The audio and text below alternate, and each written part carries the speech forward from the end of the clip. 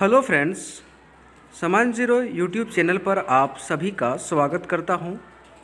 इस वीडियो में हम लोग भारत परिषद अधिनियम 1919 से संबंधित मोस्ट इम्पॉर्टेंट क्वेश्चंस पर चर्चा करेंगे, जो कि अक्सर कॉम्पिटिटिव एग्ज़ाम्स में पूछा जाता है और बच्चे गलत करके आते हैं। मैं उम्मीद करता हूं कि आप लोगों को यहां से बहुत ही इम्पोर्टेंट फैक्ट समझ में आएगा और आप लोग बिल्कुल क्वेश्चंस को सही कर पाएंगे। जैसे कि सबसे पहला पॉइंट है, मार्ले मिंटो सुधार बिल किस वर्ष पारित किया गया था। तो मार्ले मिंटो सुधार बिल जो पारित किया गया था वह वर्ष 1919 में पारित किया गया था। तो इसका आंसर क्या होगा? वर्ष 1919 इसका आंसर हो जाएगा। अगला क्वेश्चन है, वर्ष 1919 के इंडियन काउंसिल एक्ट में किस बात की व्यवस्था की गई थी। तो इसमें सांप्रदायिक प्रतिनिधित्व की व्यवस्था की गई थी। तो सांप्रदायिक प्रतिनिधि ऑप्शन के हिसाब से आप सही उत्तर लगा सकते हैं। आगे हम लोग बात करेंगे, राष्ट्रीय आंदोलन की अवधि में जिस घटना में मतभेद के बीज थे और वह जिसने अंततः देश का विभाजन कराया था वह क्या था। तो राष्ट्रीय आंदोलन की अवधि में जिस घटना में मतभेद के बीज थे और वह जिसने अंततः देश को विभाजन करवाया था वह था विधानसभाओं में मुसलमानों के लिए पृथक निर्वाचन क्षेत्रों की स्थानों के आरक्षण में। अर्थात कहने का मतलब है कि विधानसभा के चुनाव में मुसलमानों के लिए जो पृथक निर्वाचन क्षेत्र की जो आरक्षण की जो व्यवस्था थी वही इसका मुख्य कारण था। आगे बात करेंगे, किसने कहा था मार्ले मिंटो सुधार 1919 के इंडियन काउंसिल एक्ट ने हमारा सर्वनाश कर दिया। तो यह गांधी जी ने किया था। किसने कहा था? तो गांधी जी ने कहा था कि मार्ले मिंटो सुधार जो 1919 है इसने हमारे जो देश है उसका सर्वनाश कर दिया। ठीक है, आगे हम लोग बात करेंगे नेक्स्ट क्वेश्चन की। इसमें कहता है, ब्रिटिश काल में दिल्ली के पहले भारत की राजधानी कहाँ पर स्थित थी। तो ब्रिटिश काल में दिल्ली के पहले यानी कि दिल्ली आने से पहले जो भारत की राजधानी हुआ करती थी वह कलकत्ता में हुआ करती थी। दोस्तों, कहाँ पे हुआ करती थी? कलकत्ता में। ठीक है, कहते हैं किंग जॉर्ज पंचम तथा क्वीन मेरी की यात्रा के बाद याद में वर्ष 1911 में भारत का कौन सा लोकप्रिय पर्यटन स्थल बनाया गया था। तो 1911 में जो भारत का कौन सा लोकप्रिय पर्यटन स्थल बनाया गया था? Gateway of India. तो गेटवे ऑफ इंडिया को बनाया गया था। दोस्तों, अगला क्वेश्चन इसी में है कि गेटवे ऑफ इंडिया कहाँ स्थित है। तो गेटवे ऑफ इंडिया जो है वह मुंबई में स्थित है। इंडिया गेट अगर की हम बात करेंगे तो इंडिया गेट जो कि दिल्ली में है, लेकिन अगर गेटवे ऑफ इंडिया की हम बात करेंगे दोस्तों तो यह मुंबई में है। ठीक है, बहुत सारे दोस्तों को इसमें कन्फ्यूज़न भी होता होगा, बट इसको क्लियर रखना ही होगा। चलिए आगे है, किंग जॉर्ज पंचम ने किस वर्ष में भारत का ताज ग्रहण किया था। तो यह ग्रहण किया था दिसंबर 1911 में। कब किया था? 1911 दिसंबर में। दिल्ली को भारत की राजधानी बनाने की जो घोषणा है कब की गई थी। तो दिल्ली को हमें जैसे कि पहले पॉइंट में हम लोगों ने चर्चा किया कि दिल्ली से पहले भारत की राजधानी कोलकाता हुआ करता था, लेकिन जो दिल्ली को भारत की राजधानी बनाने की घोषणा की गई वह की गई थी दिसंबर 1911 में। कब की गई थी? दिसंबर 1911 में। अगला क्वेश्चन है, किस वर्ष भारत की राजधानी कलकत्ता से दिल्ली स्थानांतरण की गई। तो घोषणा देखिए दोस्तों, यहाँ पर घोषणा की बात कर रहा है जो कि दिसंबर 1911 में हो चुका था, लेकिन स्थानांतरित की बात करेगा तो 1912 में हुआ था। कब हुआ था? तो 1912 में। अगला क्वेश्चन है, 1912 में जब राजधानी कलकत्ता से दिल्ली लाई गई उस समय भारत का वायसराय कौन था। तो उस समय जो भारत का वायसराय था वह लॉर्ड हार्डिंग था। कौन था दोस्तों? लॉर्ड हार्डिंग था। आगे हम लोग बात करेंगे, अगला क्वेश्चन है, दिल्ली में किसके राजकीय प्रवेश के अवसर पर बम फेंका गया। तो लॉर्ड हार्डिंग पर 23 दिसंबर 1912 में बम फेंका गया था। दोस्तों, अगला क्वेश्चन है हार्डिंग बम कांड में शामिल क्रांतिकारी कौन थे। तो हार्डिंग बम कांड में जो शामिल क्रांतिकारी थे वो मास्टर अमीरचंद, भाई राम, भाई बालमुकुंद तथा अवध बिहारी था। ये तीनों का नाम दोस्तों थोड़ा सा आदि ही करना पड़ेगा कि हार्डिंग बम कांड में शामिल क्रांतिकारी कौन थे। तो मास्टर अमीरचंद, भाई बालमुकुंद तथा अवध बिहारी। अगला है हार्डिंग बम कांड किस केस के नाम से प्रसिद्ध था। तो दिल्ली षड्यंत्र केस के नाम से प्रसिद्ध था दोस्तों हार्डिंग बम कांड। आगे बात करेंगे दोस्तों हम लोग भारत की राजधानी पुरानी दिल्ली से नई दिल्ली कब स्थानांतरित की गई। देखिए दोस्तों यहाँ से जो क्वेश्चन है ना बिल्कुल एग्जाम वाला एकदम बहुत ही बेसिक लेवल से पूछता है, लेकिन हमें कई बार कन्फ्यूज़न हो जाता है।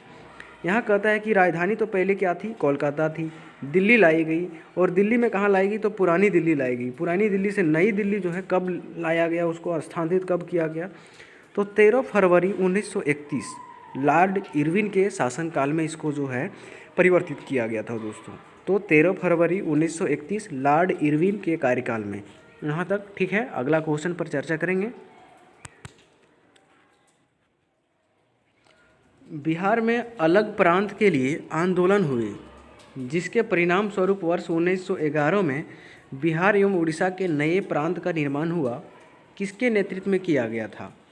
तो यह जो कह सकते हैं आंदोलन किया गया था सचिदानंद सिन्हा के नेतृत्व में किया गया था दोस्तों। तो सचिदानंद सिन्हा इसका उत्तर हो जाएगा। अगला क्वेश्चन है ब्रिटिश शासन के दौरान बिहार को एक अलग प्रांत का दर्जा किस वर्ष प्राप्त हुआ। तो ब्रिटिश शासन के दौरान बिहार को एक अलग जो प्रांत का दर्जा मिला दोस्तों वह वर्ष 1912 में मिला था और बिहार से अलग होकर उड़ीसा 1936 में हुआ था। उसके बाद बिहार से एक और अलग प्रांत बना झारखंड दोस्तों। आप लोग कमेंट करके हमें बताएंगे कि झारखंड बिहार से किस वर्ष अलग हुआ था। ठीक है दोस्तों। आगे हम लोग बात करेंगे होम रूल लिंग आंदोलन के बारे में। तो होम रूल लिंग आंदोलन जो था दोस्तों, होम रूल आंदोलन की व्याख्या जो है 2 जनवरी 1914 को अपने पत्र कॉमनवेल्थ में किसने की थी। तो यहाँ कहने का मतलब है दोस्तों कि होम रूल आंदोलन की जो व्याख्या किया गया था कब किया गया था, तो 2 जनवरी 1914 को किया गया था। अपने पत्र कॉमनवेल्थ में किसने किया था, तो एनी बेसेंट ने की थी। तो एनी बेसेंट इसका उत्तर होगा। अगला क्वेश्चन है दोस्तों होम रूल लिंग की स्थापना सर्वप्रथम किसने की थी। तो तिलक ने। तिलक का पूरा नाम क्या है दोस्तों, बाल गंगाधर तिलक। ठीक है। कब किया था, तो अप्रैल 1916 में किया था। आगे हम लोग बात करेंगे दोस्तों बाल गंगाधर तिलक ने होम रूल लिंग की स्थापना कहाँ पर की थी। तो दोस्तों वह जगह था पूना। कहाँ पे जगह था दोस्तों, पूना में किया था। आगे बात करेंगे तिलक द्वारा स्थापित होम रूल लिंग के प्रथम अध्यक्ष कौन थे। तो इसके जो दोस्तों प्रथम अध्यक्ष थे वह जोसेफ बैप्टिस्टा थे। आगे है तिलक द्वारा स्थापित होम रूल लिंग के प्रथम सचिव कौन थे। तो इसके प्रथम सचिव जो थे दोस्तों NC केलकर थे। तो NC केलकर इसका करेक्ट उत्तर होगा। अगला क्वेश्चन है वर्ष एनी बेसेंट ने होम रूल लिंग की स्थापना कब की थी। तो यहाँ पर दोस्तों थोड़ा सा टाइपिंग कर सकते हैं, मिस्टेक है कि एनी बेसेंट ने होम रूल लिंग की स्थापना कब की थी, ऐसा होगा। तो सितंबर 1916 में। चलिए आगे हम लोग बात करते हैं दोस्तों एनी बेसेंट द्वारा स्थापित होम रूल के सचिव कौन थे। देखिए यहाँ पर होम रूल है यह बाल गंगाधर तिलक द्वारा भी स्थापित किया गया था। जैसे कि यहाँ पर हम लोगों ने देखा कि अप्रैल 1916 में होम रूल लिंग की जो स्थापना है सर्वप्रथम किसने किया था, तो बाल गंगाधर तिलक ने किया था। लेकिन यहाँ पर हम लोग को देखने को मिलेगा कि सितंबर 1916 में ही एनी बेसेंट ने भी होम रूल लिंग की स्थापना किया था। एनी बेसेंट द्वारा स्थापित होम रूल के सचिव थे जॉर्ज अरुंडेल। वर्ष 1916 में अखिल भारतीय होम रूल लिंग आंदोलन सर्वप्रथम किसने प्रारंभ किया था। तो यहाँ पर दोस्तों एनी बेसेंट ने प्रारंभ किया था। अगला क्वेश्चन है दोस्तों होम रूलिंग से कि होम रूलिंग आंदोलन के संस्थापक कौन थे?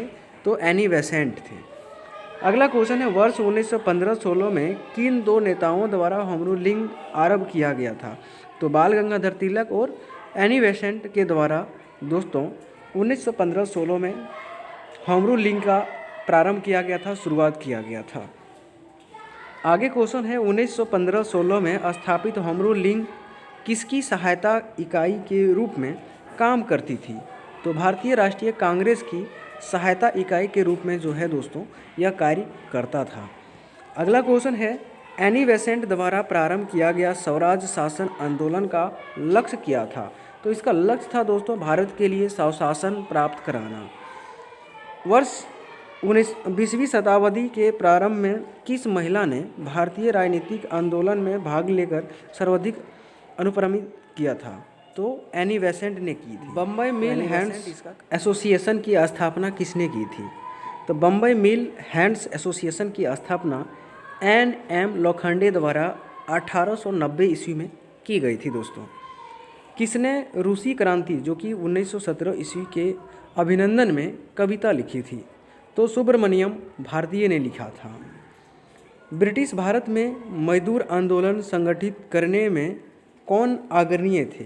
तो एन.एम. लोखंडे इसमें अग्रणीय थे दोस्तों।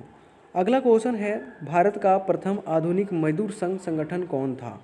तो उस समय का जो प्रथम आधुनिक मजदूर संगठन संघ था वह मद्रास मजदूर संघ था, जो कि 1918 में बना था दोस्तों। अगला है भारत में 1918 ईस्वी में प्रथम मजदूर संघ की स्थापना किसने की थी? तो बीपी वाडिया ने की थी। तो बीपी वाडिया इसका करेक्ट आंसर होगा। अगला क्वेश्चन है कम्युनिस्ट इंटरनेशनल की स्थापना मार्च 1919 में किसने की थी? तो दोस्तों इलियच लेनिन ने किया था। इलियच लेनिन इसका उत्तर हो जाएगा। अगला क्वेश्चन है भारत में अखिल भारतीय ट्रेड यूनियन कांग्रेस की स्थापना किसने की थी?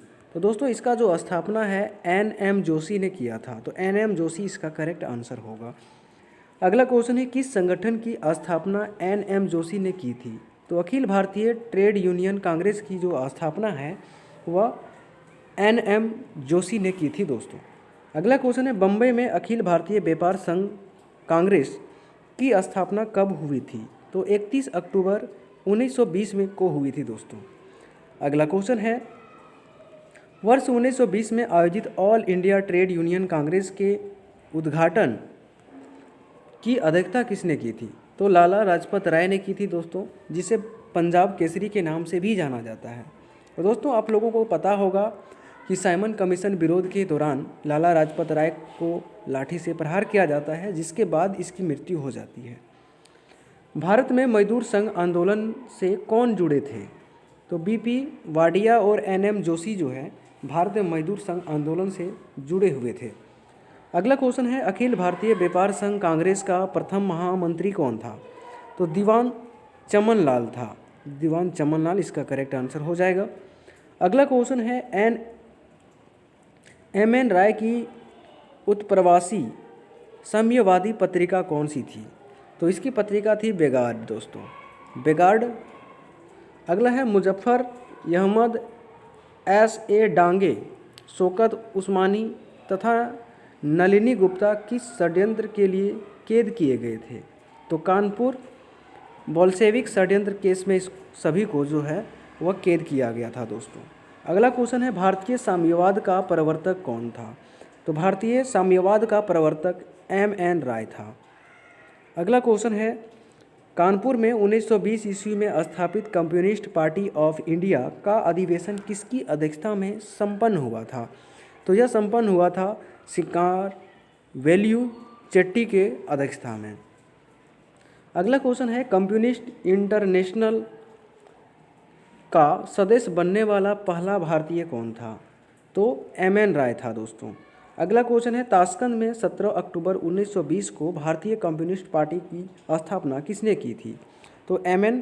राय ने किया था दोस्तों, और अवनी मुखर्जी, मो अली और मोहम्मद सफीक था दोस्तों। तो दोस्तों अगला क्वेश्चन पर और इस प्रकार दोस्तों अगला क्वेश्चन है, कानपुर षड्यंत्र मुकदमा किस आंदोलन के नेताओं के विरुद्ध था? तो यह साम्यवादी आंदोलन के नेताओं के विरुद्ध में था दोस्तों, कानपुर षड्यंत्र मुकदमा। अगला क्वेश्चन है, भारतीय साम्यवादी दल की स्थापना कब हुई थी? तो भारतीय साम्यवादी दल की जो स्थापना है 1 सितंबर 1924 को हुई थी। ट्रेड यूनियन आंदोलन के क्रांतिकारी चरण का समय क्या था? तो ट्रेड यूनियन आंदोलन के क्रांतिकारी चरण का समय 1926 से 1939 ईस्वी तक माना जाता है दोस्तों। अखिल भारतीय कर्मचारी एवं विकास दल कब अस्तित्व में आया था? तो वर्ष 1928 में अस्तित्व में आया था। दोस्तों आप लोगों को बता दें कि एग्ज़ाम पॉइंट ऑफ व्यू से 1928 में आप रिलेट कर सकते हैं साइमन कमीशन को, क्योंकि साइमन कमीशन का गठन 1927 में हुआ था, लेकिन वह 1928 में भारत पहुंचा था। आगे है, मेरठ षड्यंत्र केस में किस राष्ट्रीय नेता ने बंदियों का पक्ष लिया था? तो यह MC चांगला ने लिया था। किस केस की समस्त संसार में चर्चा हुई और अभियुक्तों के समर्थन में Albert Einstein, H.G. Wells, Harold Laski तथा रूजवेल्ट ने टिप्पणियाँ की थी?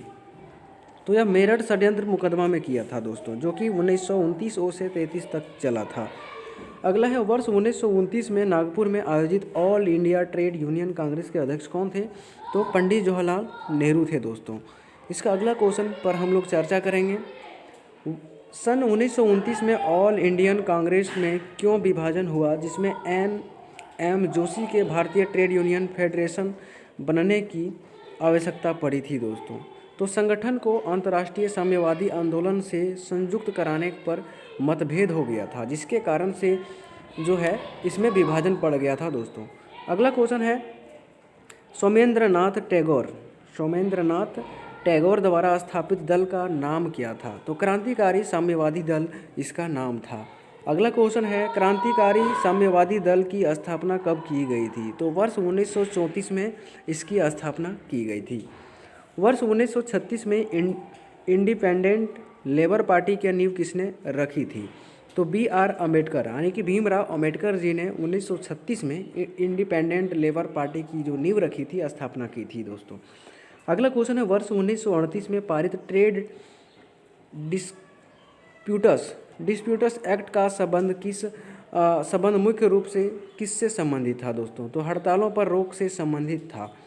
अगला क्वेश्चन है, उस ICS अफसर का नाम इंगित कीजिए जो कम्युनिस्ट आंदोलन के लिए गुप्त रूप से काम करता था तथा जिसने भारत में अंग्रेजी साम्राज्य पर भीतरघात किया था। तो यह इसका नाम था दोस्तों H.V. कामत।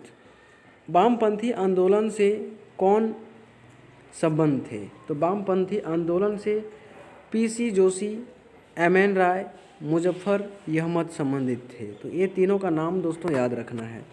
अगला क्वेश्चन है, कथन और कारण दोनों सही हैं और व्याख्या भी हैं। यह कहने का मतलब है कि क्रूड के माध्यम से यह क्वेश्चन कभी दिया गया था। आगे हम लोग चर्चा करेंगे, बंगाल का विभाजन मुख्यतः किस लिए किया गया था? तो बंगाल का विभाजन दोस्तों बंगाली राष्ट्रवाद की वृद्धि को दुर्बल करने के लिए किया गया था। बंगाल विभाजन की घोषणा कब की गई थी? तो बंगाल विभाजन की घोषणा दोस्तों 19 जुलाई 1905 को की गई थी। 1905 ईस्वी में बंगाल राज्य के विभाजन की घोषणा किसने की थी? तो दोस्तों लॉर्ड कर्जन ने किया था। बंगाल विभाजन की जो घोषणा है वह लॉर्ड कर्जन ने किया था 19 जुलाई 1905 को। अगला क्वेश्चन है, बंगाल के विभाजन के समय बंगाल का लेफ्टिनेंट गवर्नर कौन था? तो उस समय का लेफ्टिनेंट गवर्नर दोस्तों सर एंड्रूज फ्रेजर था, जो कि 1903 से लेकर 1908 तक रहा था। 1904 ईस्वी में देवघर में गोल्डन लिंक की स्थापना ब्रिटिश बहिष्कार और स्वदेशी की प्रगति के लिए कहाँ पर की गई थी? तो बिहार में, अब जो कि वर्तमान समय में दोस्तों झारखंड है। तो दोस्तों जैसे कि हम लोगों ने बात किया था कि झारखंड राज्य कब बना था, तो 15 नवंबर 2000 को झारखंड राज्य बिहार प्रांत से अलग होकर बना है। वर्ष 1904 ईस्वी में किसने कहा था कि संयुक्त बंगाल एक शक्ति है, विभाजित बंगाल कई रास्तों पर चलेगा? तो यह हर्बर्ट राइसले ने कहा था। अगला क्वेश्चन है बंगाल का विभाजन कब हुआ था? तो दोस्तों 16 अक्टूबर 1905 को बंगाल का विभाजन हुआ था। हिंदू और मुस्लिम मेरी दो बेगमें हैं, मुस्लिम मेरी लाडली बेगम है, यह कथन किसका था? तो बेनफील्ड फुलर का था, जो कि लेफ्टिनेंट गवर्नर बेनफील्ड फुलर, जो कि पूर्वी बंगाल का गवर्नर जनरल था दोस्तों। अगला क्वेश्चन है किसने लिखा कि भारत का वास्तविक जागरण बंगाल विभाजन के उपरांत शुरू हुआ था? तो महात्मा गांधी ने ऐसा लिखा था दोस्तों।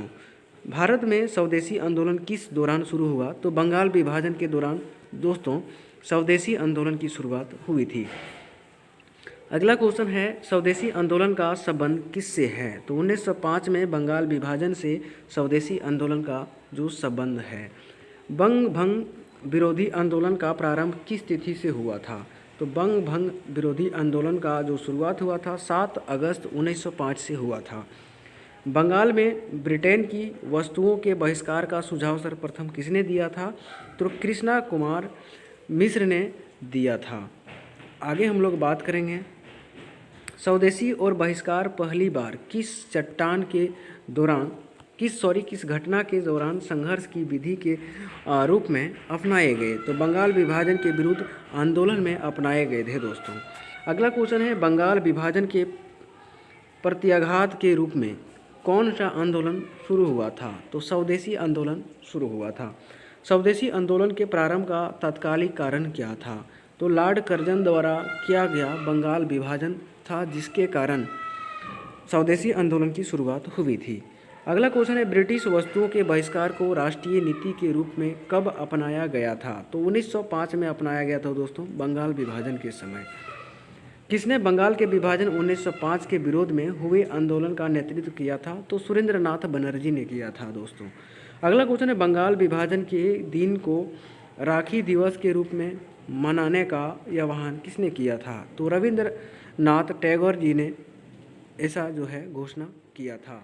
आगे बात करेंगे भारत के स्वदेशी आंदोलन के दौरान लिखा गया गीत अमार सोनार बंगला ने बांग्लादेश को उसके स्वतंत्रता संग्राम में प्रोत्साहित किया और उसे बांग्लादेश ने राष्ट्रीय गान के रूप में अपनाया। यह गीत किसने लिखा था? तो दोस्तों यह क्वेश्चन जो है काफ़ी बार पूछा गया है, जो कि रविंद्रनाथ टैगोर द्वारा लिखा गया है और बांग्लादेश का यह राष्ट्रीय गीत है। किस कांग्रेस अधिवेशन ने 1905 ईस्वी में बंगाल में स्वदेशी तथा बहिष्कार आंदोलन चलाने का समर्थन किया था? तो 1905 ईस्वी में गोपाल कृष्ण गोखले ने किया था दोस्तों। और गोपाल कृष्ण गोखले बता दें यह महात्मा गांधी जी का राजनीतिक गुरु था दोस्तों। अगला क्वेश्चन है किस आंदोलन के लिए प्रथम बार वंदे मातरम को नारे के रूप में अपनाया गया था? तो वर्ष 1905 में बंगाल का विभाजन के समय वंदे मातरम का नारे को अपनाया गया था। भारतीय स्वतंत्रता संग्राम के संदर्भ में 16 अक्टूबर 1905 किसके लिए प्रसिद्ध है? तो यह बंगाल का विभाजन ला जाने के लिए प्रसिद्ध है। बंगाल विभाजन के विरुद्ध राष्ट्रवादियों ने कौन से कार्यक्रम प्रारंभ किए थे? तो बाइकॉट, विदेशी या स्वदेशी राष्ट्रीय शिक्षा। तो कहने का मतलब है कि विदेशी वस्तुओं का बहिष्कार, स्वदेशी वस्तुओं का इस्तेमाल और राष्ट्रीय शिक्षा को बढ़ावा देने की जो व्यवस्था था कार्यक्रम का प्रारंभ किया था दोस्तों।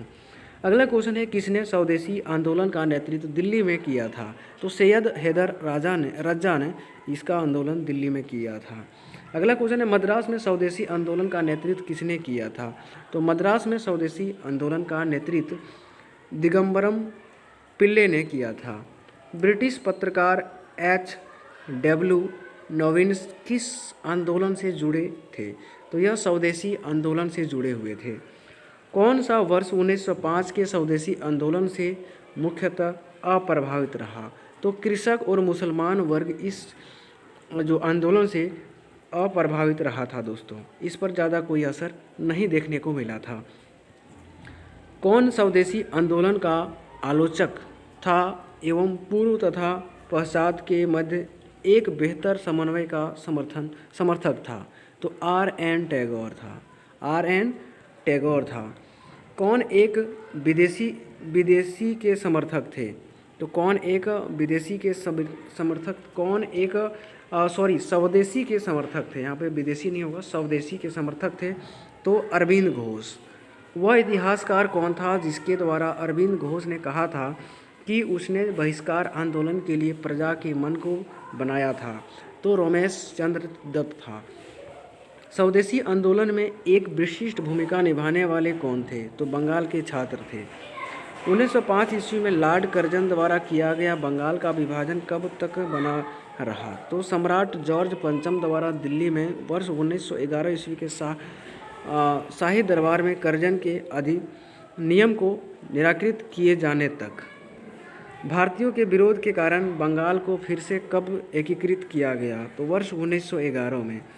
बंगाल 1905 ईस्वी में विभाजित हुआ, जिसके विरोध के फलस्वरूप यह दोबारा विभाजित हुआ था। तो वर्ष 1911 में बिहार तथा उड़ीसा अलग राज्य, असम नया प्रांत बना था। बंगाल विभाजन को रद्द करने की घोषणा कब की गई थी? तो बंगाल विभाजन को रद्द करने की जो घोषणा है दोस्तों, वह 12 दिसंबर 1911 को किया गया था। तो दोस्तों आप लोग कमेंट करके हमें बताएंगे कि आप लोगों को यह वीडियो कैसा लगा। साथ ही अगर आप चैनल पर नए हैं तो चैनल को सब्सक्राइब करें, वीडियो को लाइक करें और अपने दोस्तों में शेयर करें। थैंक यू दोस्तों, आप लोगों से मैं विदा चाहता हूँ अगले वीडियो के लिए।